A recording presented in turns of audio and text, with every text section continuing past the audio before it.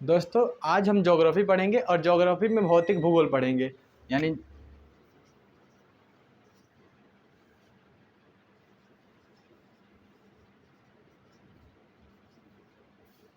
यानी आज हम ज्योग्राफी पढ़ेंगे और ज्योग्राफी में अमेरिका का भौतिक भूगोल पढ़ेंगे। यानी अमेरिका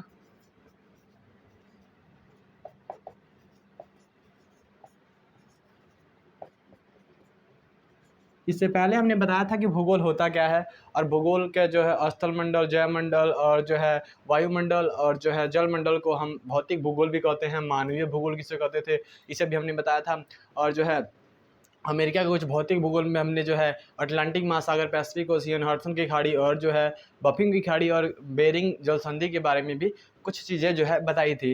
लेकिन आज हम उत्तरी अमेरिका का भौतिक भूगोल पढ़ेंगे। भौतिक भूगोल हमने बता दिया था, स्थलमंडल, जैव और जल और वायुमंडल को हम भौतिक भूगोल पढ़ेंगे। तो आज हम उत्तरी अमेरिका का भौतिक भूगोल देखेंगे। आज हम उत्तरी अमेरिका का भौतिक भूगोल देखेंगे।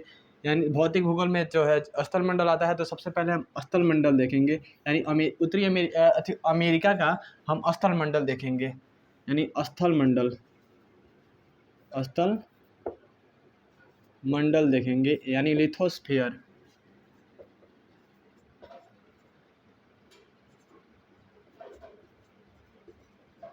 यानी आज हम उत्तरी अमेरिका का भौतिक भूगोल में स्थलमंडल देखेंगे। तो आखिर स्थलमंडल को दो भागों में बांट दिया जाता है। पहला होता है तो उच्च भूमि, यानी उच्च भूमि होता है। और दूसरा हम बांटते हैं तो पहला उच्च भूमि और दूसरा होता है निम्न भूमि। यानी दूसरा होता है तो निम्न भूमि होता है, और उच्च भूमि में देखेंगे तो पर्वत आ जाता है। उच्च भूमि में जाहिर सी बात है, उच्च भूमि में ये तो जो हम रहते हैं तो क्या है, समानांतर है। लेकिन उच्च भूमि में देखेंगे तो पर्वत आ जाता है, और उच्च भूमि में और कौन सी चीज़ें आ जाएंगी, उच्च भूमि में पठार आ जाएगा, यानी पठार आ जाएगा। और निम्न भूमि में क्या होता है तो पर्वत को माउंटेन कहते हैं। इंग्लिश में इसे माउंटेन कहते हैं, जबकि इसे प्लेट्यू कहते हैं, यानी प्लेट्यू कहते हैं। और निम्न भूमि में क्या होता है तो निम्न भूमि में जो है मैदान आ जाता है। यानी निम्न भूमि में मैदान आ जाता है, यानी प्लेन। निम्न भूमि में मैदान आ जाता है, गर्द आ जाता है, इसे गर्द खट भी कहते हैं, इसे हम खट भी कहते हैं। इसे इंग्लिश में इसे डिप्रेशन भी कहा जाता है, इसे इंग्लिश में डिप्रेशन भी कहा जाता है। लेकिन जो निम्न भूमि होती है, यानी निम्न भूमि होती है वो सागर के समीप होती है। यानी निम्न भूमि सागर के समीप होता है। और जो निम्न भूमि होता है वो सागर के समीप होता है। और किसी भी चीज़ की जो ऊंचाई होती है, यानी किसी भी चीज़ की ऊंचाई होती है तो समुद्र स्तर से ही मापी जाती है।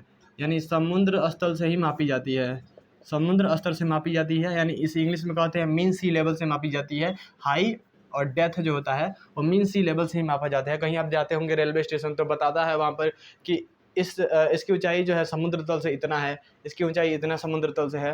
तो इसी के माध्यम से किसी भी चीज़ की ऊंचाई और डेप्थ जो होता है वो मीन सी लेवल यानी समुद्र स्तर से ही मापी जाती है। लेकिन जो पठार होता है, यानी पठार होता है वो फ्लैट टॉप होता है, यानी समतल ऊंचाई होती है। पठार की जो है समतल ऊंचाई होती है, यानी फ्लैट टॉप होता है इंग्लिश में। और जो पर्वत होता है वो नुकीला होता है। यानी पर्वत कैसा होता है तो नुकीला होता है। और दो पर्वत के बीच, यानी दो पर्वतों के बीच आने वाले निम्न क्षेत्र, यानी दो पर्वत है, यानी ये दो पर्वत है और उसके बीच जो निम्न क्षेत्र आ जाता है इसे वैली कहते हैं। यानी वैली कहते हैं ऐसे, यानी हिंदी में घाटी कहते हैं। यानी दो पर्वत के बीच आने वाला निम्न क्षेत्र को घाटी कहते हैं। और दो या दो से अधिक समानांतर श्रेणी, यानी एक दो तीन, यानी दो या दो से अधिक समानांतर श्रेणी हो तो उसे समानांतर श्रेणी हो, यानी दो या दो से अधिक समानांतर श्रेणी हो तो इसे स्पेनिश भाषा में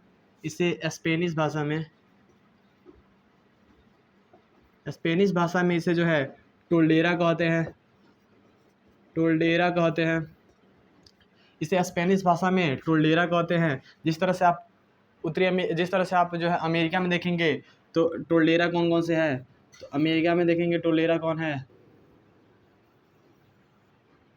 ये अमेरिका में कास्टेल पर्वत है, ये कॉस्केट पर्वत है, ये कास्केड पर्वत है, और जो है यह रॉकीज पर्वत है, ये रॉकीज पर्वत है। इन तीनों को मिलाकर बनता है तो रॉकीज कॉल्डेरा, यानी रॉकीज कॉल्डेरा बनता है, यानी इन तीनों को मिलाकर बनता है तो रॉकीज कॉल्डेरा बन जाता है। और इसके अलावा यहाँ पर देखेंगे तो ब्रुक्स पर्वत हो गया, यहाँ पर ब्रुक्स पर्वत है।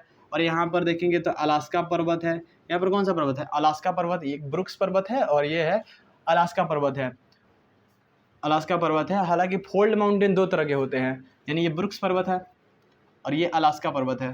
हेडिंग डालते चलिएगा, ये ब्रुक्स पर्वत, ये अलास्का पर्वत है। और कॉस्टल, कास्केड और रॉकीज, इन तीनों को रॉकीज कोल्डेरा भी कहते हैं, क्योंकि दो या दो से अधिक समानांतर पर्वत श्रेणी होती है तो इसे स्पेनिश भाषा में टोल्डेरा कहा जाता है। इस तरह से जो कॉस्टेड, कास्केड और रॉकीज को रॉकीज कोल्डेरा भी कहते हैं। इसके अलावा अमेरिका में देखेंगे तो ब्रुक्स पर्वत और अलास्का पर्वत भी है।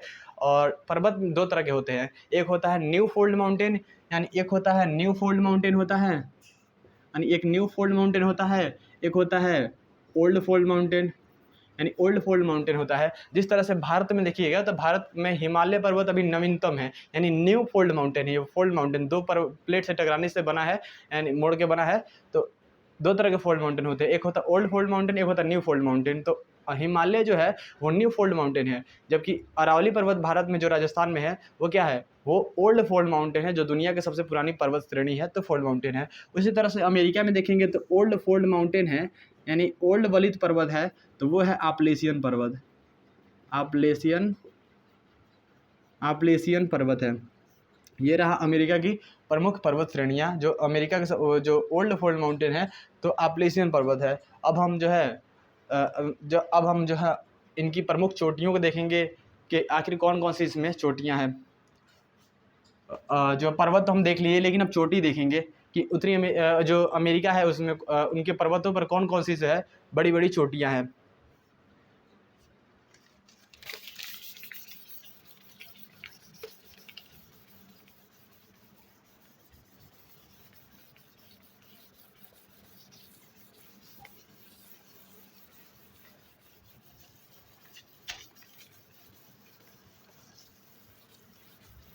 सबसे पहले हम मैप बनाएंगे।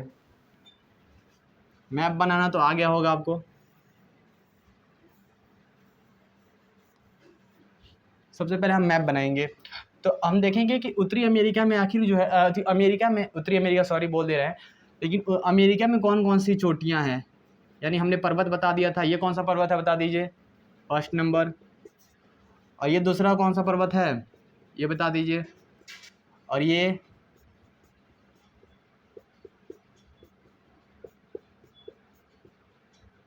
कौन सा पर्वत है, 1 2 3 4 5 1 6।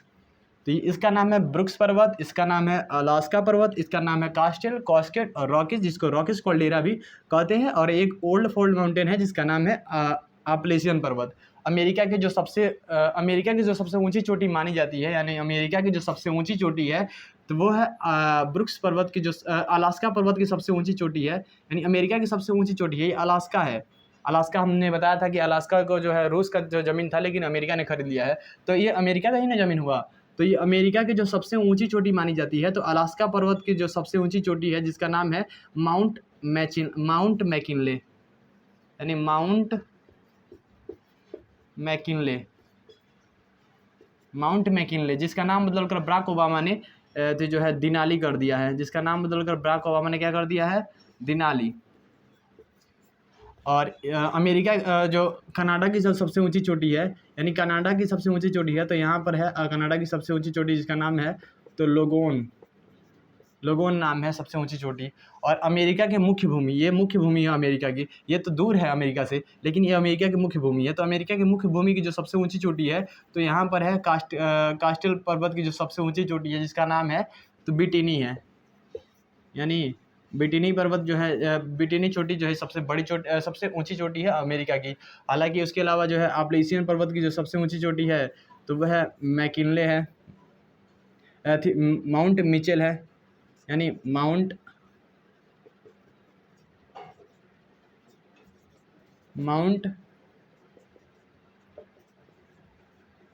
मिचेल है, यानी एप्लेशियन पर्वत की सबसे ऊंची चोटी कौन सी है? तो माउंट मिचेल है। अब हम देख लिए अमेरिका की प्रमुख चोटियों को देख लिए। अब हम देखेंगे कि अमेरिका के पठार कौन कौन से हैं, यानी पठार कौन कौन से हैं।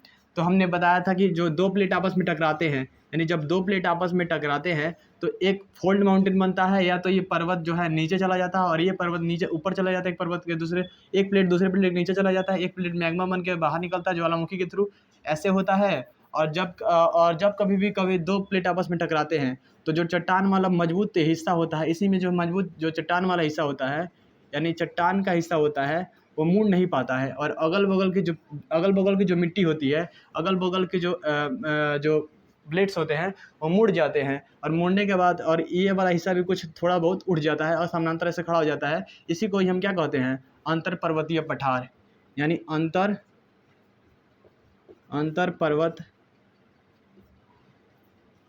पर्वतीय पठार इसे कहा जाता है, अंतर पर्वतीय पठार कहा जाता है। इसे इंग्लिश में कहते हैं तो इंटरमाउंट प्लेट्यू भी कहते हैं। तो उत्तरी अमेरिका में देखेंगे कि अब अंतर पर्वतीय पठार क्या है।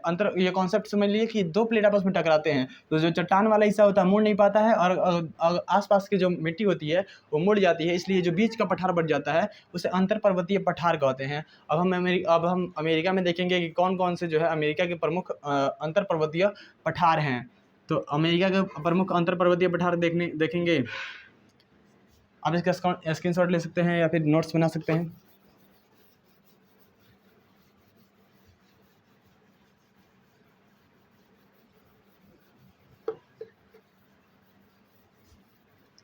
तो पठार देखेंगे, अंतर पर्वतीय पठार कौन कौन से हैं।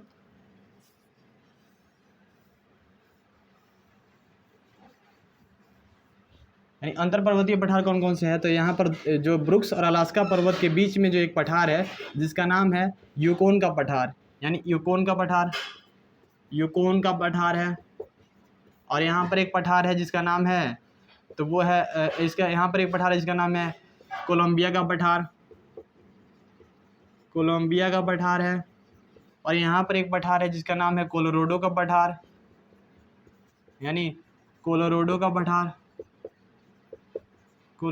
पठार है। और यहाँ पर एक पठार है जिसका नाम है मैक्सिको का पठार, यानी मैक्सिको का पठार है। और हमने देखा ये अंतर पर्वतीय पठार हैं। ये सब पठार जो अमेरिका में दिख रहे हैं वो अंतर पर्वतीय पठार है। लेकिन एक होता है तो गिरपत पठार क्या होता है? गिरपत पठार एक होता है, तो गिरपत पठार बनता है तो वो बनता है अपर्दन से बनता है, यानी अपर्दन से बनता है, यानी इंग्लिश में इरोजन कहते हैं, इसे इरोजन कहते हैं। ये अपर्दन से बनता है। ये कोई जो है पर्वत है, और इस पर्वत को जो नदियाँ तोड़ तोड़ कर इसे पूरी तरह से खिया देती है, देहाती भाषा में कहा जाता है खिया जाना। तो ये पर्वत को खिया देती है, जिसके कारण से जो ये पठार बन जाता है, इसी को हम गिरपत पठार कहते हैं। ऐसे और ये अपर्दन 3 कारणों से हो सकता है, यानी अपर्दन ये 3 कारणों से हो सकता है। पहला कारण है, दूसरा, तीसरा। क्या कारण है? तो नदी द्वारा हो सकता है, नदी द्वारा जो है ये खिया सकता है। और दूसरा जो है बर्फ़ के द्वारा खिया सकता है, यानी बर्फ़ के द्वारा जो है इरोजन हो सकता है, अपर्दन हो सकता है। और तीसरा हवा के द्वारा भी, वायु के द्वारा भी अपर्दन हो सकता है। यानी 3 कारणों से अपर्दन हो सकता है। नदी जब पर्वत को तोड़ेगी, तोड़ कर ले जाती है, लेकिन उसका बहाव बहुत ज़्यादा ना होने के कारण जो है पत्थर को यहीं पर छोड़ देती है, यहीं ले नहीं जा पाती है। इतना ताकत नहीं होता है नदियों के पास कि वो पत्थर को ले जा सके, इसलिए यहीं पर सारा पर्वत को यहीं पर इकट्ठा कर देती है। यानी यहीं पर बहुत ज़्यादा जो है पत्थर इकट्ठा हो जाता है, और एक जगह पर बहुत ज़्यादा दाब बढ़ जाने के कारण जो है यहाँ पर चट्टान बन जाता है, यानी पठार बन जाता है। इसी को ही हम गिरिपत पठार कहते हैं, इसी को ही गिरिपत पठार कहते हैं, यानी पिडमाउंट प्लेट्यू इंग्लिश में कहते हैं। तो पिडमाउंट प्लेट्यू कहते हैं, पिडमाउंट प्लेट्यू इसे कहा जाता है। तो पिडमाउंट प्लेट्यू कहते हैं।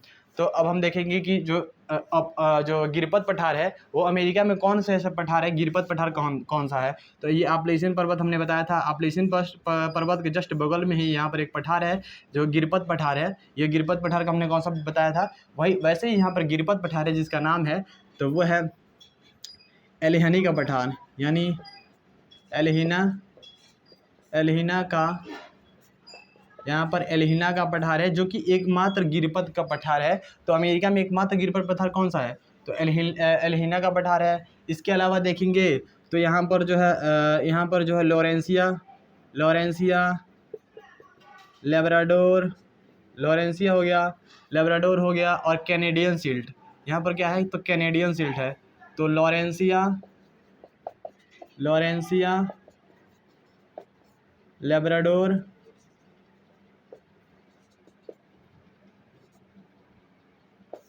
और कैनेडियन सिल्ट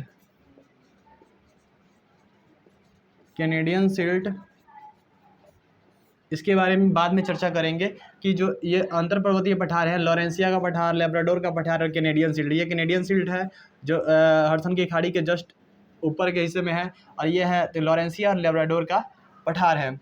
एल्हिना का पठार जो एकमात्र गिरिपथ का पठार है, और एकमात्र जो है यह जो है एकमात्र गिरिपथ का पठार है, तो वो है कैनेडियन जो है वो है तो एल्हिना का पठार है। अब हम देखेंगे कि अमेरिका की प्रमुख नदियाँ। हालांकि जो है अमेरिका किसी भी चीज़ में जो है स्थल मंडल में 3 ही चीज़ आते हैं, या तो मैदान आता है, पर्वत आता है, पठार आता है, और नदी झील वगैरह भी आ जाते हैं। अगर नदी और झील और पठार पर्वत को छाड़ दिया जाए तो मैदान ही बचता है, यानी मैदान ही बचता है। तो उसी तरह से देखेंगे कि अब मैदान देखेंगे, यानी मैदान हमने पर्वत देख लिया, हमने पठार भी देख लिया। अब स्थल मंडल में क्या आ जाएगा? अब आ जाएगा मैदान, अब आ जाएगा नदियाँ, यानी झील वगैरह जो आ जाएंगे। तो अब हम देखेंगे कि मैदान अमेरिका में कौन कौन से मैदान हैं, यानी प्लेन।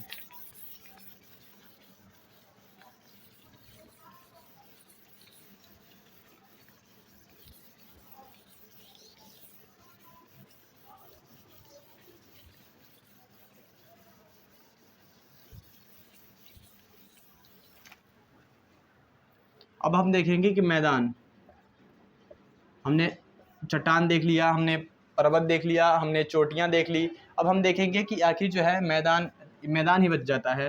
तो उसी तरह से देखेंगे तो मैदान कौन कौन से हैं अमेरिका में मैदान कौन कौन से है?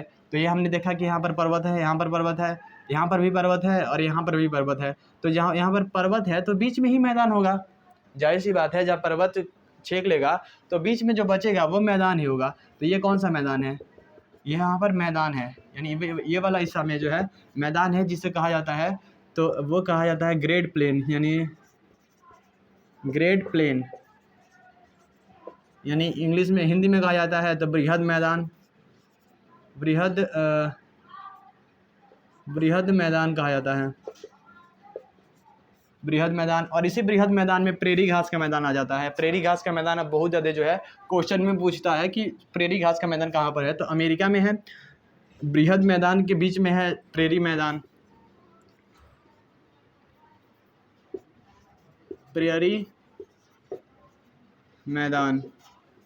और प्रेरी मैदान आ जाता है। और यहीं पे आ जाता है एक तटीय मैदान, यहाँ पर है एक तटीय मैदान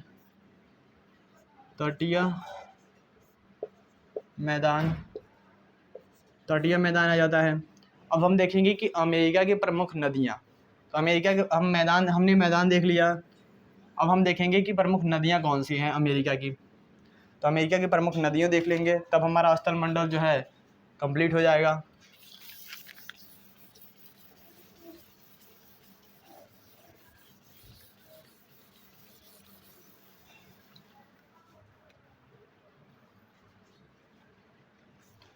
अमेरिका की प्रमुख नदियाँ, यानी नदी, झील तो हमने बता दिया था, पिछले चैप्टर में बता दिया था हमने झील के बारे में, कौन कौन से झील है।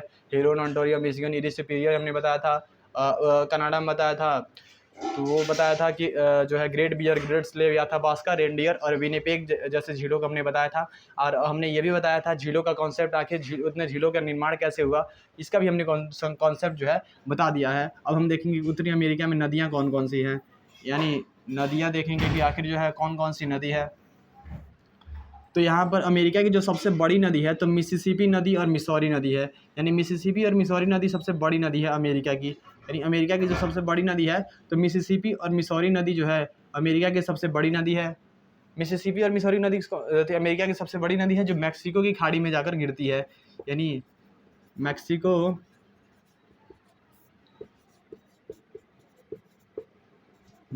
की खाड़ी में जाकर गिरती है।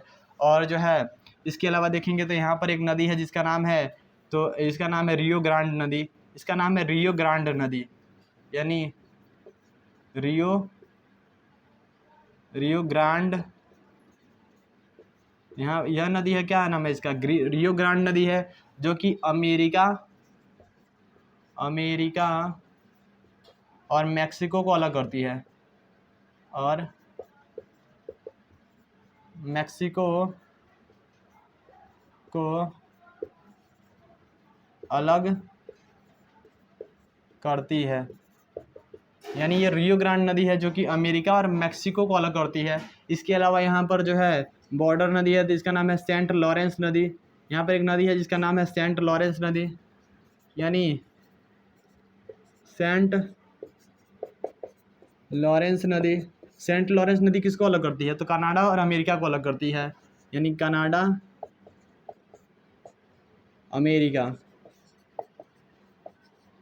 और अमेरिका को अलग करती है। इसके अलावा अब नदियाँ जो है मुश्किल नाम वाली नदियाँ हैं।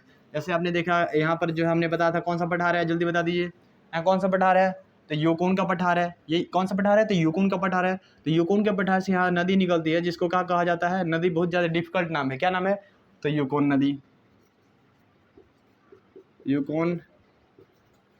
नदी।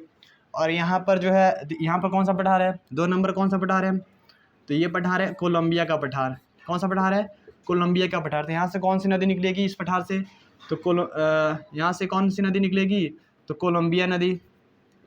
कौन सी नदी, कोलंबिया नदी।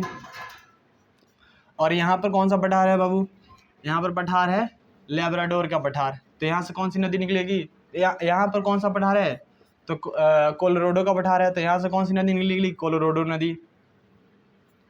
अब हमने नदियाँ भी देख लिया, यूकोन नदी, कोलंबिया नदी, कोलोराडो नदी। अब ये देखो, यूकोन से कौन नदी निकलती है, यूकोन नदी निकलती है। कोलंबिया से कौन नदी निकलती है, तो कोलोराडो निकलती है। कोलंबिया से कौन सी नदी निकलती है, कोलंबिया नदी निकलती है। जबकि कोलोराडो से कौन सी नदी निकलती है, तो कोलोराडो नदी निकलती है। और रियो ग्रांड नदी जो कि अमेरिका और मैक्सिको को अलग करती है, जबकि सेंट लॉरेंस नदी अमेरिका और कनाडा को अलग करती है। और जो अमेरिका में जो पर्वत हैं, हमने देखा कि अमेरिका में किस तरह से पर्वत है, अमेरिका में जो है किस तरह से पर्वत है, हमने बताया कि अमेरिका में किस तरह से पर्वत है, इस तरह से उत्तर दक्षिण पर्वत है, यानी उत्तर दक्षिण पर्वत है। लेकिन भारत में देखेंगे तो कौन सा, किस तरह से पर्वत है, अब भारत में देखेंगे तो यह हिमालय पर्वत है। यानी पूर्व पश्चिम, भारत में जो हिमालय पर्वत है वो पूर्व पश्चिम है। इसलिए जो उत्तर से जो हवाएं आती है, जो उत्तर से जो साइबेरिया की ठंडी हवाएं आती है, यानी साइबेरिया की जो ठंडी हवाएं आती है, हमारा हिमालय पर्वत जो है इस साइबेरिया की ठंडी हवाओं को रोक देता है, भारत में आने नहीं देता है, जिसके कारण से ठंडी बहुत कम लगती है। लेकिन यहाँ से जो मानसून जाता है, जो अरब सागर से भारत में मानसून जाता है, वो जाकर हिमालय पर्वत से टकरा जाता है, और हिमालय पर्वत से टकराने के बाद से जो भारत में वर्षा होती है। इसलिए हिमालय पर्वत भारत के मानसून में बहुत ज़्यादा फैक्टर निभाता है। उस तरह से अमेरिका में देखेंगे तो अमेरिका में उत्तर दक्षिण पर्वत है, इसलिए जो अमेरिका में जो उत्तर से जो ब्लेजर्ड की ठंडी हवाएँ आती है, यानी ब्लेजर्स की जो ठंडी हवाएं आती है वो डायरेक्ट चली जाती है अमेरिका में, और अमेरिका में इसे पर्वत रोक नहीं पाता है, क्योंकि उत्तर दक्षिण पर्वत है। इसलिए जो ये ठंडी हवाएं होती है वो प्रेरी घास को मैदान को, यानी ये जो घास का मैदान है, हमने बताया था कि वृहद घास का मैदान है, इस पूरे घास के मैदान को, प्रेरी घास के मैदान को जमा देती है, यानी पूरी तरह से जो है बर्फ़ में जमा देती है। और आज के लिए बस इतना ही, तो मिलते हैं अगले वीडियो में, तब तक के लिए जय हिंद।